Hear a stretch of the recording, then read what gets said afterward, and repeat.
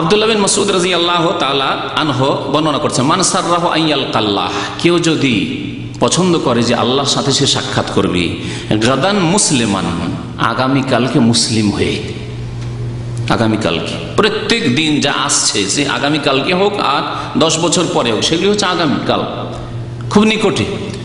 আগামীকালকে কেউ যদি আল্লাহর সাথে সাক্ষাৎ করতে চায় মুসলিম হয়ে, ফালিয়ুহাফিজ আলা হাউলাইস সালাওয়াত, তাহলে এই 5 ওয়াক্ত নামাজের যেন সুরক্ষা করে, হেফাজত করে।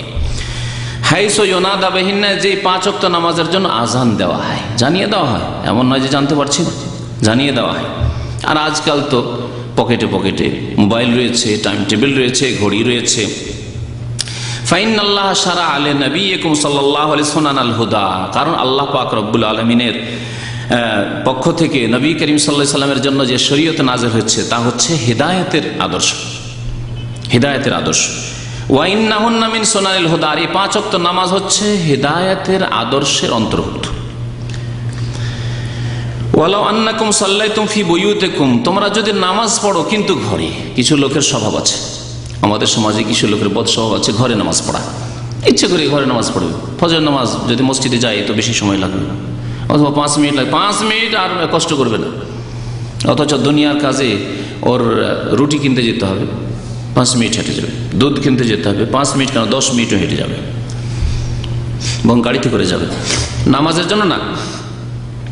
তোমরা যদি বাড়িতে নামাজ পড়ো, কামা ইউসাল্লি হাযাল মুতাখাল্লিফু ফি বাইতিহি, যেমন মুনাফিকরা যারা নামাজের পিছনে থাকে, নামাজ আসতে চায় না, নবী করিম সাল্লাল্লাহু আলাইহি ওয়াসাল্লাম জামানায় তাহলে মুনাফিকরা জামাতে আসতো না, অন্ধকারে, এশার অন্ধকারে আর ফজরের অন্ধকারে।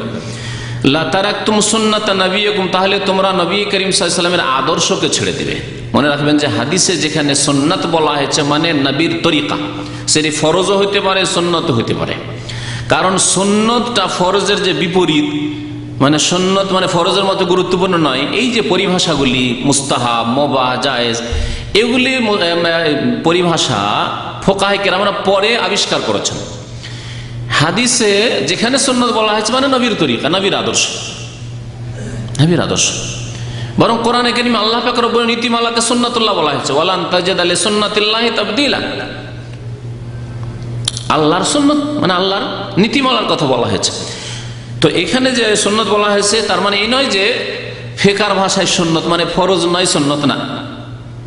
তোমরা যদি নবী করিম সাল্লাল্লাহু আলাইহি ওয়াসাল্লামের আদর্শ ছেড়ে দাও তাহলে কি হবে? পিছনে নামাজ পড়লে মানে বাড়িতে নামাজ পড়লে, তোমরা মসজিদে গেলে না, তাহলে তোমরা নবীর আদর্শকে ছেড়ে ফেলবে। ওয়ালাউ তারাকতুম সুন্নাতা নবিয়িকুম লাদালালতুম, তোমরা যদি নবী করিম সাল্লাল্লাহু আলাইহি ওয়াসাল্লামের আদর্শকে ছেড়ে দাও তো পথভ্রষ্ট হয়ে যাবে, পথভ্রষ্ট হয়ে যাবে। এটি মুসলিম শরীফের রিওয়ায়াতে রয়েছে, আবু দাউদে রয়েছে, তোমরা যদি নবী করিম সাল্লাল্লাহু আলাইহি ওয়াসাল্লামের আদর্শকে ছেড়ে দাও লা কাফারতুম, হাদিসের অংশটুকু আসছে, কাফের হয়ে যাবে নামাজ ছেড়ে দিলে। অমামিন রাজুলিন ইয়াতাতাহার, তারপরে নামাজের ফজিলত নবী করিম সাল্লাল্লাহু আলাইহি ওয়াসাল্লাম উল্লেখ করেছেন। কোন মানুষ উযু করলো বাড়িতে বাসাতে, ফায়ুহসিনুত তাহুরা, সুন্দর করে উযু করলো, সুম্মা ইয়ামিদু ইলা মসজিদিন মিন মাহাজিল মাসাজিদ, যে কোনো মসজিদে গেল, যেটা কাছের মসজিদ হয়, আর প্রয়োজনে দূরের মসজিদ গেল, কোনো দোষ নেই। ইল্লা কাতাবাল্লাহু লাহু বিকুল্লি খাতওয়াতিন ইয়াখতুহা হাসানাহ, তাহলে আল্লাহ পাক প্রত্যেক কদমে কদমে একটি করে নেকি লিখবেন।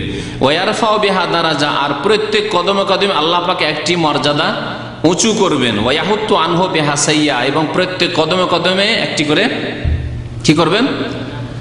গুনাহ মাফ করে দেবেন। তাহলে কি হইল? নেকি লেখা হইল, মর্যাদা উঁচা করা হইল, আর গুনাহ মাফ করা হইল এক এক কদম। ওয়ালাকাদ রাআইতুনা, বলছেন আব্দুল্লাহ বিন মাসউদ রাদিয়াল্লাহু তাআলা আনহু, প্রখ্যাত সাহাবী নবী করিম সাল্লাল্লাহু আলাইহি সাল্লামের, বলছেন যে আমরা দেখেছি নবী সাল্লাল্লাহু আলাইহি ওয়াসাল্লামের জামানায় আমাদেরকে, আমাদের সাথীদেরকে, সাহাবায়ে কেরাম, আমা ইয়াতাখাল্লাফু আনহা ইল্লা মুনাফিকুন মালুমুন নিফাক, নামাজ পড়তে যেত না, মসজিদে নামাজ পড়তো না, এইরকম লোক একেবারে মুনাফিক হইতো, আর খালেস নিখুঁত নির্ভেজাল মুনাফিক, খাঁটি মুনাফিক, মালুমুন নিফাক, সবাই জানতাম যে মুনাফিক, সেই জন্য নামাজ পড়ে না। আর আজকাল সব মুসলিমের সন্তান নামাজ পড়ে না, নিজেদেরকে বলে যে আমরা মুসলিম থাকবো, মুসলিম থাকবে, আবার নামাজ পড়বে না। নবী করিম সাল্লাল্লাহু আলাইহি ওয়াসাল্লামের জামানায় যারা পিছনে থেকে যেত, মানে জামাতে যেত না, তারাকে আমরা মুনাফিক জানতাম, আর সর্বজন সুবিদিত, সবাই জানতো যে এরা মুনাফিক। ওয়ালাকাদ কানা রাজুলু ইউতা বিহি ইউহাদা বাইনা রাজুলাইনি, এমন কি যারা খাঁটি মুসলিম সাহাবায়ে কেরাম, তারা মসজিদে আসতো, চলতে পারে না, দুইজন মানুষের কাঁধে ভর দিয়ে ঝুলতে ঝুলতে আসতো। ইউহাদা বাইনারা চলে